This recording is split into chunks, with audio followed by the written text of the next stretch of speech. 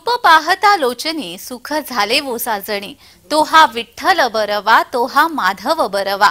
नमस्कार, मी जानवी सावंत, जय हरी विठ्ठल सहप्रायोजक Rajbindu, Manke hearing services Pune, green gold seeds, Rajshree lottery आणि महाराष्ट्र ग्रामीण बँक या विशेष कार्यक्रमामध्ये तुम्हा सर्वांचं स्वागत करते।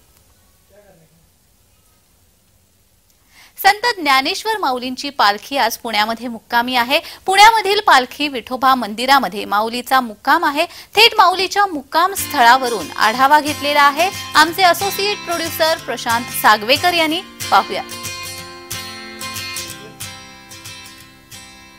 जय हरी विठ्ठल। मी आता ज्ञानेश्वर माऊलींच्या पालखीच्या जवळ आहे आणि तुम्ही माझ्या पाठीमागे बघताय की माऊलींची पालखी आणि आपल्या जय महाराष्ट्राच्या सर्व प्रेक्षकांसाठी थेट माऊलींच्या पादुकांचं दर्शन।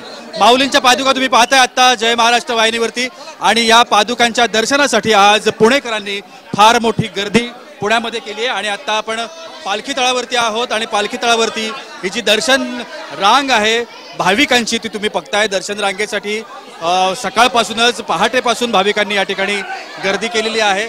संत ज्ञानेश्वर महाराजांची पालखी आणि संत तुकाराम महाराजांची पालखी या दोन्ही पालख्या आता या पुण्यामध्ये आहेत। आज पुण्यामध्ये दोन्ही पालख्यांचं वास्तव्य आहे आणि आपण पाहताय खूप मोठी गर्दी माऊलींच्या पादुकांचं दर्शन घेण्याकरता म्हणून या ठिकाणी आहे। माऊलींच्या पालखीमध्ये ज्या पादुका असतात त्या पादुकांचं दर्शन आता आपण घेतलं।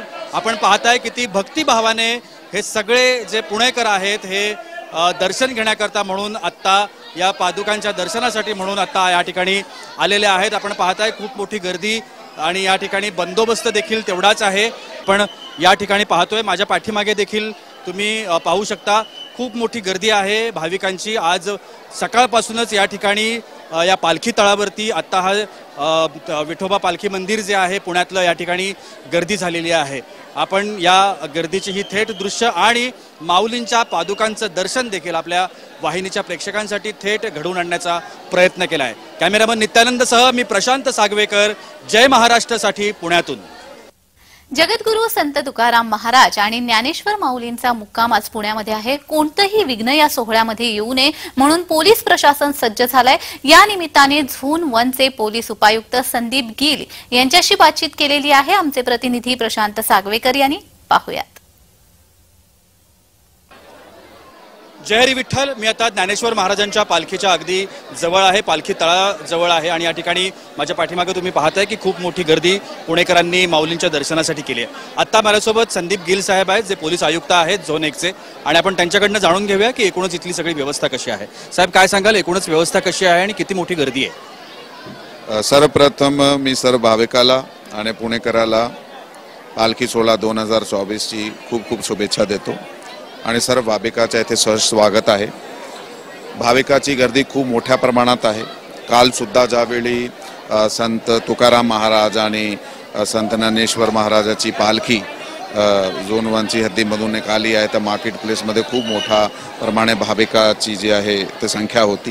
ते तुमची फॅमिलीचे बरोबर सोबत जाणारे वृद्ध लोक आहे आणि ते लहान मुले आहे त्याची त्यांनी पूर्णपणे काळजी घेतली पाहिजे आणि त्याचबरोबर ते शिस्तबद्ध पद्धतीने इथे त्यांनी दर्शन घेतले पाहिजे श्रद्धापूर्ण।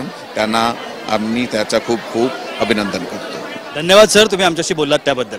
कॅमेरामन नित्यानंदसह मी प्रशांत सागवेकर, जय महाराष्ट्रसाठी पुण्यातून।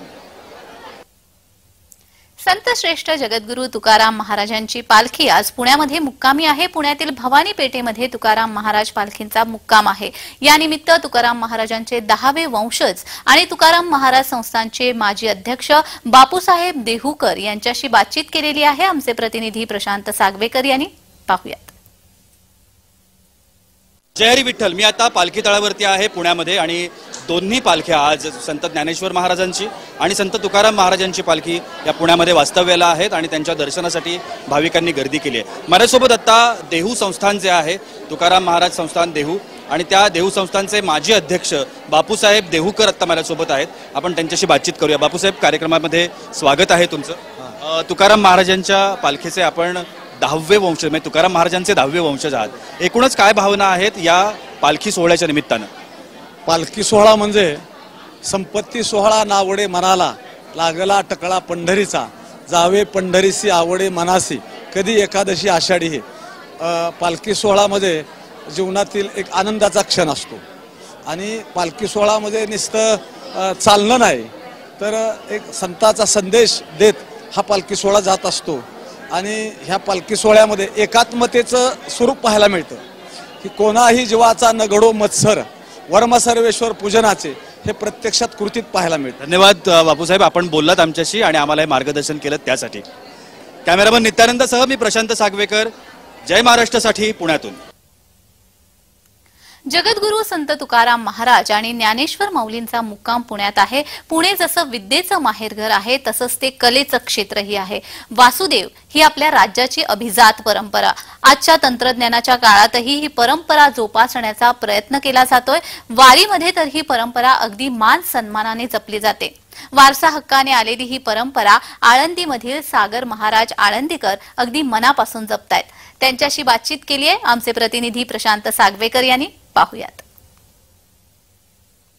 जय हरी विठ्ठल. आपण पुण्यामध्ये आहोत आणि पुण्यामध्ये माऊलींची तसंच तुकाराम महाराजांची पालखी जी आहे ही आज वास्तव्याला आपल्याला सगळ्यांना माहिती आहे. आपला देश, आपला महाराष्ट्र, आपलं राज्य हे विविध संस्कृती आणि परंपरांनी नटलेलं आहे. सागर महाराज आळंदीकर माझ्याबरोबर आहेत. हे आळंदीतून आलेत, त्यामुळे त्यांचं आपण स्वागत करूया. सागरजी, आपलं स्वागत आहे जय महाराष्ट्रमध्ये. या परंपरेविषयी सांगा आणि वासुदेव ही जी परंपरा आहे याच्याविषयी तुम्ही आत्ताची पिढी कशा पद्धतीने विचार करत असता? ही परंपरा म्हणजे कशी आहे, पिढ्याने पिढ्या परंपरा चालत आलेली. एकनाथ महाराज पैठणकरांच्या भरोडापासून तर आतापर्यंत शिवाजी महाराजांची विरगुर म्हणून हा वासुदेव ओळखला जातो. वासुदेवाला हे गाणं ऐकत ऐकत आपली सगळीच अनेक पिढ्या मोठ्या झाल्या. त्यामुळे आज तुम्ही जर ते गाणं सादर करू शकला आमच्या जय महाराष्ट्राच्या प्रेक्षकांसाठी तर खूप आनंद होईल.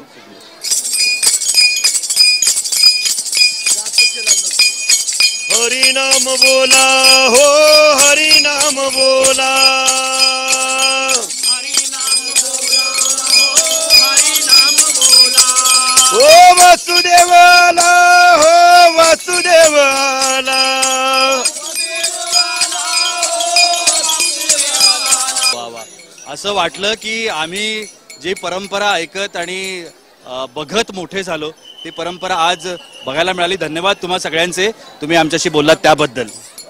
कॅमेरामन नित्यानंदसह मी प्रशांत सागवेकर, जय महाराष्ट्रासाठी पुण्यातून. संतश्रेष्ठ ज्ञानेश्वर माऊलींचा आणि संत सूर्य तुकाराम महाराजांच्या पालखीचा मुक्काम खरंच पुण्यात आहे. पंढरपूर वारीतील या वारकऱ्यांसाठी पुण्यामध्ये आरोग्य वारी सुद्धा सुरू आहे. सिम्बायोसिस विद्यापीठाच्या माध्यमातून गेली 24 वर्षांपासून पुण्यामध्ये आरोग्य वारी केली जाते. या निमित्ताने सिम्बायोसिसचे डॉक्टर ज्ञानेश पाथरवट यांच्याशी बातचीत केलेली आहे आमचे प्रतिनिधी प्रशांत सागवेकर यांनी. पाहूयात. जय हरी विठ्ठल. मी आता पुण्यामध्ये आहे आणि आज माऊलींची आणि तुकाराम महाराजांची पालखी पुण्यात वास्तव्य करते आणि त्या अनुषंगानं वेगवेगळ्या गोष्टी पुण्यामध्ये घडतायत. माझ्या पाठीमागे तुम्ही पाहताय ही आरोग्यवारी सुरू आहे आणि या आरोग्यवारीचं आयोजन हे सिम्बायोसिस विद्यापीठानं केलंय पुण्यातल्या आणि दरवर्षी ही सेवा हे विद्यापीठ करत असतं. सो आपण पाहतोय की ही सगळी मंडळी आणि वारकरी जे आहेत, जे चालतायत दिंड्यांमधून, या सगळ्यांना आरोग्य तपासणीची एक संधी या सगळ्यांनी उपलब्ध करून दिली आहे. आता माझ्यासोबत डॉक्टर ज्ञानेश पाथरवट आहेत जे सिम्बायोसिस विद्यापीठाचे आहेत आणि आपण त्यांच्याकडून जाणून घेण्याचा प्रयत्न करूया की ही आरोग्यवारी ते कसे करतायत. डॉक्टर, स्वागत आहे तुमचं जय महाराष्ट्रमध्ये. मला या आरोग्यवारीविषयी सांगा, तुम्ही कधीपासून करताय आणि विद्यापीठ कसं ह्याचं आयोजन करत असतं? नमस्कार. गेले 24 वर्ष आम्ही अविरतपणे ही वारीची आरोग्य सेवा देत आहोत. सिम्बायोसिस आदिमत विद्यापीठातर्फे आणि सौ शिलाराज साळवे ट्रस्ट यांच्या माध्यमातून आम्ही गेली 24 वर्षे सेवा देत आहोत. सातत्याने आमचं सुरू असतं. आम्ही जेजुरीपर्यंत ही सेवा देतो. वारकऱ्यांचा प्रतिसाद उदंड असतो. दरवर्षी आम्ही कमीत कमी 50 ते 60 हजार वारकऱ्यांना आरोग्य सेवा देत असतो. धन्यवाद डॉक्टर, तुम्ही आमच्याशी बोललात त्याबद्दल. आरोग्यवारी आपण पाहिली. सिम्बायोसिस विद्यापीठाच्या माध्यमातून ही आरोग्यवारी जी आहे ही दरवर्षी केली जाते वारीमध्ये आणि त्यामुळं आरोग्याच्या बाबतीतल्या ज्या काही समस्या अडचणी या सगळ्या वारकऱ्यांना येत असतात त्या संदर्भातले जे उपचार आहेत ते उपचार या ठिकाणी घडत असतात. कॅमेरामन नित्यानंदसह मी प्रशांत सागवेकर, जय महाराष्ट्रासाठी पुण्यातून. उपमुख्यमंत्री देवेंद्र फडणवीस यांनी संत तुकाराम महाराजांच्या पालखीचं दर्शन घेतलेलं आहे. तसेच निवडुंग विठोबामध्ये त्यांनी मंदिरामध्ये आरती देखील केलेली आहे. उपमुख्यमंत्री देवेंद्र फडणवीस यांनी तुकोबांच्या पालखीचं दर्शन घेतलेलं आहे. शिवाय निवडुंग विठोबा मंदिरात आरती केली आहे. जगद्गुरु तुकाराम महाराज आणि माऊली ज्ञानेश्वर महाराज यांच्या पादुकांचं दर्शन घेणं, यांच्या पालखीचं दर्शन घेणं हा कुठल्याही व्यक्तीच्या जीवनातला एक अत्यंत आनंदाचा क्षण असतो आणि तोच आनंद अनुभवण्याकरता या ठिकाणी मी आलेलो आहे आणि हे दर्शन मी या ठिकाणी घेतलंय. मला अतिशय आनंद आहे. आळंदीच्या पुण्यभूमीमध्ये अनेक संत महंत उदयाला आले. तसेच वारकरी संप्रदायातील अनेक कलाकारांनी आपल्या कलेचा श्रीगणेशा आळंदीतच केला. महाराष्ट्रातील आजच्या घडीचे आघाडीचे गायक ज्ञानेश्वर मेश्राम हे सुद्धा या शृंखलेमधील एक नाव. आजच्या या भागासाठी ज्ञानेश्वर मेश्राम यांच्याशी बातचीत केली आहे आमचे प्रतिनिधी प्रशांत सागवेकर यांनी. पाहूयात. जय हरी विठ्ठल. माऊलींच्या पालखीचं आज पुण्यामध्ये आगमन झालंय आणि आपण माऊलींच्या या पालखी सोहळ्याचे जे सगळे भाव आहेत हे भाव जय महाराष्ट्र वाहिनीच्या माध्यमातून बघण्याचा प्रयत्न करतोय. खरं तर वारी म्हटलं की अभंग, गायन, भक्तिगीतं अशा अनेक गोष्टींनी एक वेगळं वातावरण तयार होतं आणि हे वातावरण तयार करत असतात या संपूर्ण अभंगवाणी किंवा या अभंगांचे गायक. आत्ता माझ्यासोबत वारकरी संप्रदायातले असे गायक कलाकार आहेत ज्यांचं नाव सांगितल्यानंतर मला वाटत नाही महाराष्ट्रातला आजचा कुठलाही माणूस त्यांना ओळखत नसेल. आपण स्वागत करूया सुप्रसिद्ध गायक ज्ञानेश्वर मेश्राम यांचं. ज्ञानेश्वरजी, रामकृष्ण. जय महाराष्ट्राच्या या जय हरी विठ्ठल कार्यक्रमात तुमचं स्वागत. खरंच माझं भाग्य आहे की आज जय महाराष्ट्र या चॅनलवरती आणि त्या जय महाराष्ट्र या चॅनलच्या सर्व रसिक प्रेक्षकांना माझा सप्रेम जय हरी. आज माऊली निघालेले मार्गस्थ झालेले आहेत आणि आज पुण्यामध्ये आमचे सर्व वारकरी मंडळी, सगळे गायक, कलाकार, वाद्यवृंद आणि संपूर्ण वारकरी संप्रदायातली कीर्तनकार महाराज मंडळी आज या सोहळ्याचा आनंद लुटत लुटत म्हणजे पारावार नाही या सगळ्या आनंदासाठी. माऊलींच्या या वारी सोहळ्यामध्ये इतका आनंद असतो की देह भान विसरून सर्व आमची वारकरी मंडळी भजन, कीर्तन, प्रवचन करीत आज पुण्यामध्ये माऊली वास्तव्याला आहे, मुक्कामाला आहे. खूप खूप आभार, तुम्ही सहभागी झालात त्यासाठी. कॅमेरामन नित्यानंद सह मी प्रशांत सागवेकर, जय महाराष्ट्रासाठी पुण्यातून. जगण्याचा पाया, चालण्याचे बळ, विचाराची कळ तुकाराम. शब्दाचे इमान, अक्षराचे रान, अभंगाचे पान तुकाराम. गायक ज्ञानेश्वर मेश्राम संगीताच्या माध्यमातून परमेश्वराची भक्ती करतायत. पाहुयात. जगण्याचा पाया, चालण्याचे बळ, जगण्याचा पाया, चालण्याचे बळ, विचाराची कळ तुकाराम. तुकाराम. जगण्याचा पाया, चालण्याचे बळ, जगण्याचा पाया.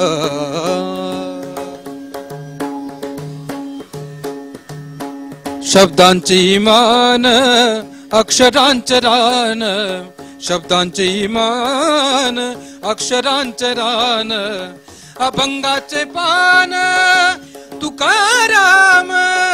तुकाराम. जगण्याचा पाया, चालण्याचे बळ, जगण्याचा पाया.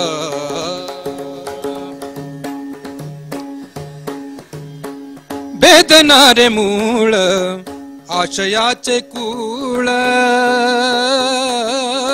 वेदनारे मूळ, आशयाचे कूळ, भाषेचा कल्लोळ तुकाराम. तुकाराम. जगण्याचा पाया, चालण्याचे बळ, जगण्याचा पाया.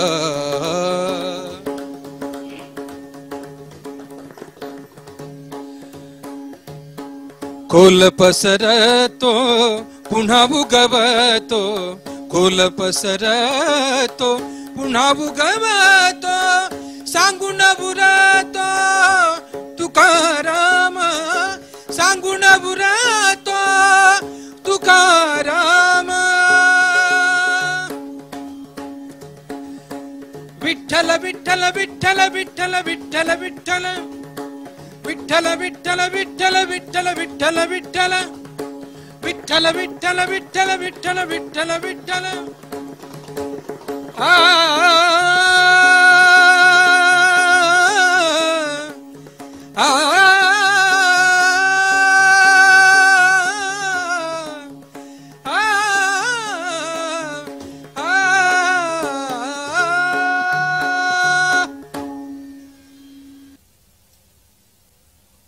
पुणे हे विद्येचं माहेरघर. पुण्यातील आयटी इंडस्ट्रीज देखील सर्वश्रुत आहे.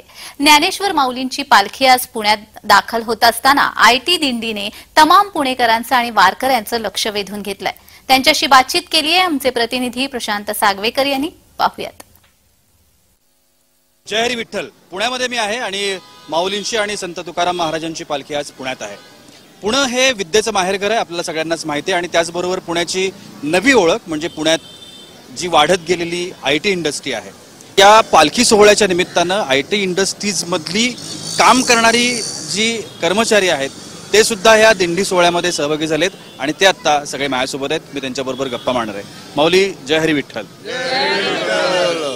तुमचं नाव सांगा आणि तुमच्या सगळ्या ग्रुपचं तुम्ही कशा पद्धतीनं आयोजन करता, तुमची दिंडी कशी असते या संदर्भात. धन्यवाद. राजेश पाटील माझं नाव आणि आम्ही आयटी क्षेत्रातल्या लोकांनी एकत्र येऊन आपला जो हजारो वर्षांचा हा वारसा आहे ज्याच्यामुळे आपल्याला आपलं ऐक्य, समाजाचं ऐक्य, समरसता, एकता, एकोपा, आपुलकी, स्नेहभाव हा जो आहे हा अनुभवायला मिळतो.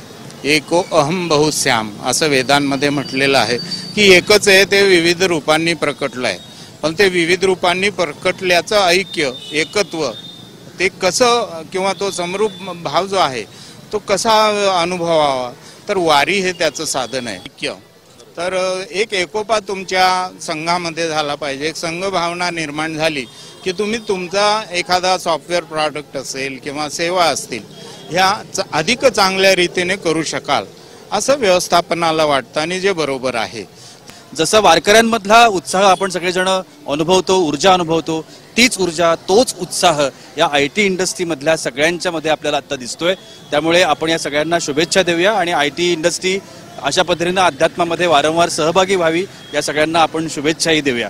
कॅमेरामन नित्यानंदसह मी प्रशांत सागवेकर, जय महाराष्ट्र न्यूज साठी पुण्यातून.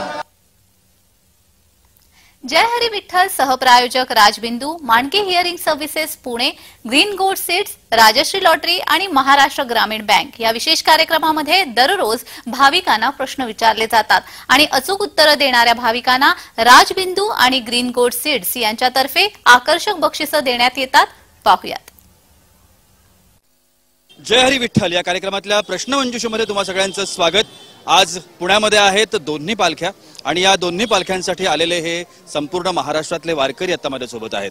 यांना मी हे प्रश्न विचारणार आहे आणि या प्रश्नांची बरोबर उत्तर देणाऱ्या वारकऱ्यांना मिळणार आहे आमचे प्रायोजक राजबिंदू आणि ग्रीन गोल्ड सीड्स यांच्याकडून आकर्षक गिफ्ट. तर सुरुवात करूया. माझा पहिला प्रश्न आहे तुम्हा सगळ्यांसाठी. ज्यांना उत्तर येत आहे त्यांनी फक्त हात वर करायचंय. मी उत्तर घेणार आहे. पहिला प्रश्न आहे, श्री संत ज्ञानेश्वर महाराजांनी कितव्या वर्षी समाधी घेतली आणि कुठे? कोणाला येतंय त्याने हात वरती करा. वयाच्या 17 वर्षी समाधी घेऊन मूळ आळंदीला घेतलेली आहे.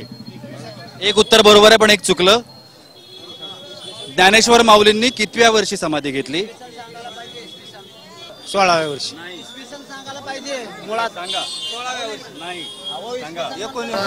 कोण म्हणाले 21? इकडे या. नाव सांगा. माझं नाव काशीनाथ दत्त राऊत. कुठून आलात? तालुका पंढरपूर, जिल्हा सोलापूर. 21व्या वर्षी घेतली आळंदीला. Very good. अगदी उत्तर बरोबर आहे. वयाच्या 21व्या वर्षी आळंदी या ठिकाणी माऊलींनी समाधी घेतली. आकर्षक असं छान गिफ्ट आपण देऊया.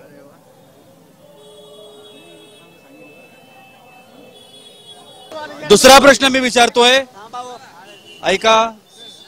दुसरा प्रश्न मी विचारतोय, ज्ञानेश्वरी हा ग्रंथ श्री संत ज्ञानेश्वर माऊलींनी लिहिला. हा ग्रंथ त्यांनी वयाच्या कितव्या वर्षी लिहिला आणि कुठे लिहिला? सांगा. वयाच्या 16व्या वर्षी लिहिला, नेवासा येथे लिहिला. सचिन हिम्मतराव पाटील, नाशिक. काय उत्तर आहे? वयाच्या 16व्या वर्षी लिहिला आहे आणि नेवासा या ठिकाणी लिहिला आहे. अगदी बरोबर उत्तर आहे. वयाच्या 16व्या वर्षी नेवासा नगर जिल्ह्यामध्ये येतं आणि त्यांनी तिथे हा ग्रंथ लिहिला. जोरदार टाळ्यांनी आपण यांचं अभिनंदन करूया. ग्रीन गोल्ड सीड यांच्याकडून तुम्हाला हे खास बक्षीस. ग्रीन गोल्ड सीड हे आमचे आयोजक आहेत, त्यांच्याकडून तुम्हाला. आता शेवटचा आणि तिसरा प्रश्न. माऊलींनी एकूण 2 ग्रंथ लिहिले, त्या 2 ग्रंथांची नावं सांगा. माऊलींनी एकूण 2 ग्रंथ लिहिले, त्या 2 ग्रंथांची नावं सांगा. हात वर करा. कोणाला येते उत्तर? माझं भागवत कालिंदा माने, लिंबगाव राहणार, बीड जिल्हा, माजलगाव तालुका. उत्तर सांगा. अमृत अंजल आणि ज्ञानेश्वरी. अमृतानुभव आणि ज्ञानेश्वरी बरोबर आहे.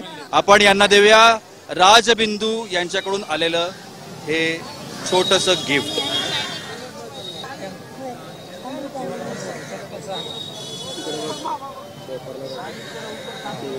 आणि याबरोबरच प्रश्न मंजुषा या कार्यक्रमात इथेच थांबतोय. धन्यवाद. जय हरी विठ्ठल सहप्रायोजक Rajbindu, Manke hearing services Pune, green gold seeds, Rajshree lottery आणि महाराष्ट्र ग्रामीण बँक या विशेष कार्यक्रमामध्ये आज इतकंच. रामकृष्ण हरी.